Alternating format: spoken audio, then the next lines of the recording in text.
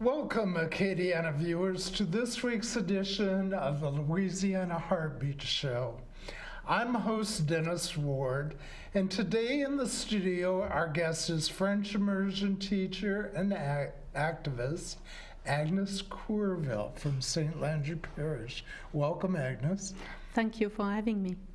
Well, you've been an educator for 18 years, and you are here today to talk about bullying, awareness, prevention, and corporal punishment. Unfortunately, still used in certain Louisiana school districts. And you've been an advocate for bullied students for several years. In your opinion, what is the situation today in Louisiana for bullying in schools? Well, thank you again. Thank you for having me. I'm really happy to be there to share We're happy to have you. some of my experience as an educator for 18 years in Louisiana.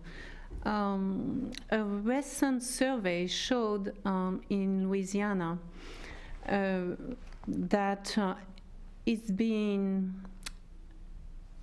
a recent survey showed that a child has been bullied every 7 minutes in the U.S. And according to a survey, 2018, Louisiana ranked first for bullying prevalence.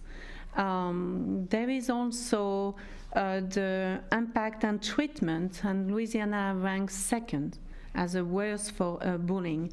Bullying has become an epidemic, and I see it growing in schools since I've been an educator. There is a lot of action that we can take. It's difficult sometimes as educators because our hands are tied. But I do believe that bullying has serious adverse effects on learning, so I want to spread awareness. And this is my first goal for today. That's great. So, in a perfect world, we would try to do what? What do you envision for a 100% safe learning environment in schools? I envision a positive climate, environment, conducive to learning in every school. I've been working so far in 4 different schools, full-time, and it's not always the case to see a positive climate environment. Students need to feel safe, they need to feel encouraged, they don't want to be balked at, and I use an action verb and a really strong word, because oftentimes educators are barking at students, and I do believe that we need to use some positive words and have a positive climate. It's the most important. I believe in emotional intelligence, and people have more emotional intelligence than others, but we can always learn. And I will envision emotional intelligence in our curriculum and try to abandon testing. Standardized testing is not good for everybody. Also, guidance counselors in our school are in charge of testing, which take away their time with the students. They should work one-on-one to students, and they do not have the time. So it's a sad situation that we have in public school. The national average shows that Louisiana is maybe 10% above the national average of bullying. And Yes. Our legislature has attempted to work on this. Can you give us a little history of how this all happened? Yes, well, I will say that state and local laws have been working to try to prevent bullying and to help children to learn in a safe environment. But however, in Louisiana, we have the Act 861. The legislature is from 2012, and it came just after the bullycide, the tragic death of Tessa Middlebrook. And she was a student at Pointe Coupée Parish, and she was a high school student she was found hanging from the bleachers. She committed suicide after years of bullying. I would like to brush a little bit of her portrait real quick. That student was coming from another state, so she was out of state. She was new in a school in New Roads. She was very intelligent, and oftentimes when you are highly intelligent or when you have differences, you getting bullied more. So for her case, she didn't have a father. She was her mother died from cancer, and she was raised by her grandparents. So that student was wearing glasses. So you have a difference with wearing glasses, intelligent, not from the community, and raised by not by the parents. So she had a perfect GPA, she had a scholarship, she had a wonderful future in front of her. So I want to mention Tessa because it's when the family decided to raise their voice, her uncle trying to find explanation. She was found, I believe, 5 hours after she hanged herself in the bleachers. Nobody called, and so this is an example where finally people took action, and we have that 861 Act, bullying Act, is taking place since 2012. So January 2013, it was in effect. So it requires that every school should investigate bullying, which is not the case oftentimes. It's sad, just horrific. A young person with so much promise, Yes. just for nothing, was Yes. bullied into taking their own life. Well, I have learned so much from you, and one of the things you mentioned earlier was 75% of school shooters have a history of being bullied. Right there, that is one root cause that we need to look into to stop these mass school shootings. Yes. And I would like your opinion. Why is that fact being ignored when it's so great? Well, yes, as I mentioned, 75% of school shooters have been bullied. Again, school shooting, it shows that we are not listening. It doesn't seem that educators, administrators, school system, the community listen to this problem again. It could happen anytime. Sometimes we feel as educators that the bomb is ticking. In my classroom, I oftentimes have kids who, when they get bullied, they of course, they're victimized, and they either hurt themselves, they want to commit suicide, or they become the bullies. There is a thin line between being a victim and becoming a bully. So at an early age, I hear some kids who are 8, 9, 10 years old who are mentioning, I want to bomb the school, I want to kill everybody. They are suffering. Oftentimes, when you talk to these kids and you use positive words, you are taking their words for granted. You just don't ignore, and you can see some changes. So school shooting shows again that we are not listening. And we shouldn't point to more guns. I heard after the shooting, we were talking about equip teachers with guns. I do not believe that more guns is the solution. I do believe at a positive school climate. I do believe in raising more kids with more emotion, raising kids where we can teach them how to respond to bullying, educating the community, educating and the system. I do know that some educators may not agree, but showing emotions is not a weakness. Well, currently schools in the United States are spending a budget of $2.7 billion on security. But that can't guarantee, if you have bulletproof tables, whatever, security guards, other systems of security, it can't guarantee the safety. And what you're talking about, positive reinforcement, doesn't cost anything. Yes, it does. And so I do believe that we shouldn't harden the schools.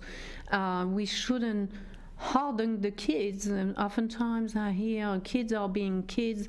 They shouldn't grow up and get tougher. We shouldn't harden the kids as well. We should make the schools softer. By improving social and emotional health, having more counseling, counselors, more psychologists in school, which we don't have all the time in public school. Counselors are more geared to testing, as I mentioned, and they are not always available for the students when they need.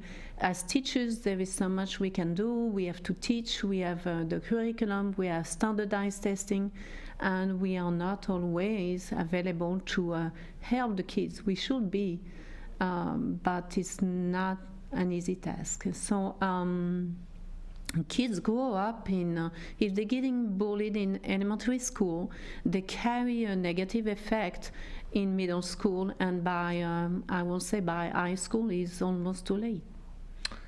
In your opinion, do some school officials just not pay attention enough to the root causes of bullying? Yes, I do agree. They don't pay attention. They don't listen. We should listen to the kids. Every word that the kids say, every action, every accident, a kid who falls at school, get his arm broken, there is always something behind it. Oftentimes, administrations, officials are turning a blind eye on bullying because we are living especially in America, in a culture of bullying. And I will say, especially in the South, we still have paddling more, and we still have 19 states who are using corporal punishment. San Andrew Parish is one of them. We also have a discipline plan with called PBIS, is Positive Behavior Intervention Support, who collides with the paddling because we cannot use positive support and paddle in another hand. Yeah. So we also show to the kids, to the children, that paddling and hitting is okay. So we encourage bullying by paddling. Again, all the paddling occurred mostly in the South, in the states, in Louisiana. Lafayette Parish has abandoned paddling. I want to mention it since 2006.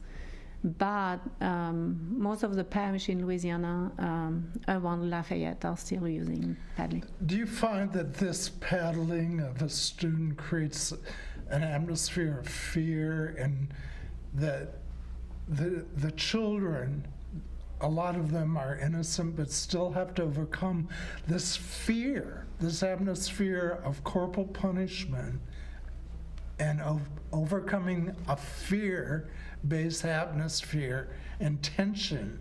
How can you learn?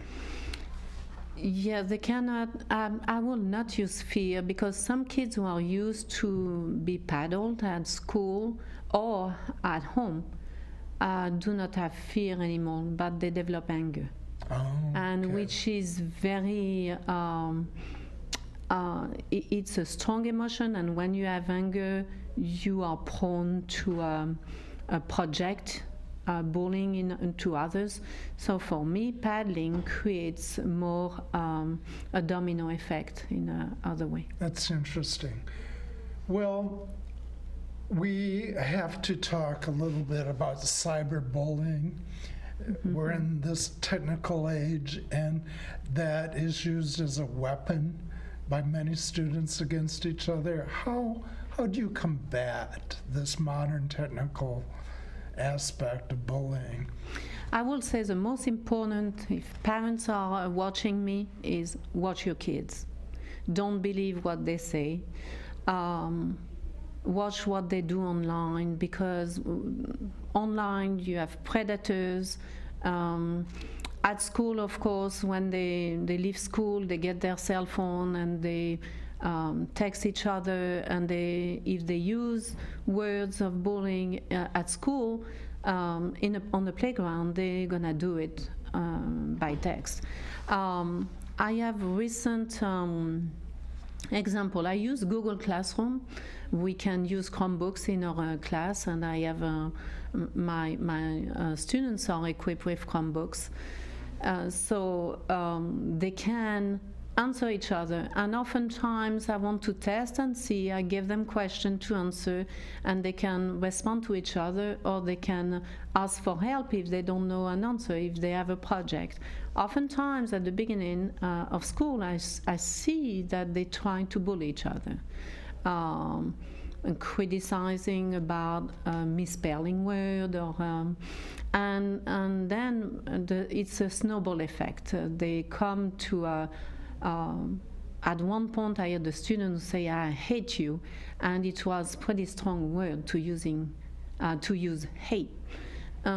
So I took the time to explain to them what it was, and once it's on site, on a Google Classroom, you cannot erase it, because it's like when you throw a plate on the ground and it's broken, and you cannot put back the pieces together how it was before. So it was an excellent example for me to explain that they shouldn't do that. It's an example of bullying. And sometimes kids don't know that they bully, because they witness so much around them that they think it's okay to say shut up, hate, or any S or F words. Negative words. Yeah, negative words. So again, I have a message, follow what your kids are doing online. I want to mention right now also about YouTube. I had also issue with YouTube account with some of my students. I teach, the age I teach is between 10 and 12. And to have a YouTube account, you should be over 13, which I feel it's pretty low. I would like to raise it, but raise the age, but 13, and I see some kids at 10 years old who have a YouTube account. Oh, wow. So there's no real control for that. No, and it's very easy for them to film themselves and to bully. So it's a tool. It's a tool. Weapon. Yeah, it's a tool. Well, in our own community, the horrific history of Mickey Schoenig, her murderer, Brandon Scott Laverne, is in prison, but was bullied as a youth at our local high school. And this incident should be a message to the community that the problem of bullying follows into adulthood, and that we just don't go through phases in life. Sometimes certain people carry this pain, this evil with them, and commit criminal acts and evil acts. So bullying is a very serious problem.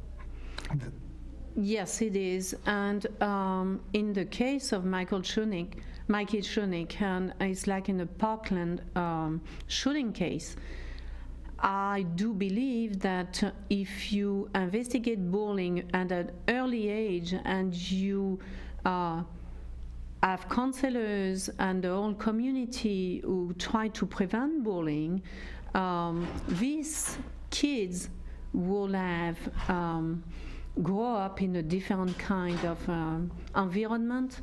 We could have maybe avoid violence, which I'm not a professional and health professional to mention that he will have stopped it, but he will have certainly reduced the problem. When you see that some kids are ready to throw some gasoline on themselves and put themselves on fire when they are hurt, they can certainly also shoot to anybody. This can happen anytime. It's a bomb ticking if we don't take care of bullying in our schools. It is a problem in our society that just has to be addressed. Yes. Because it will come out in so many different ways. And it will be so easier to use soft words.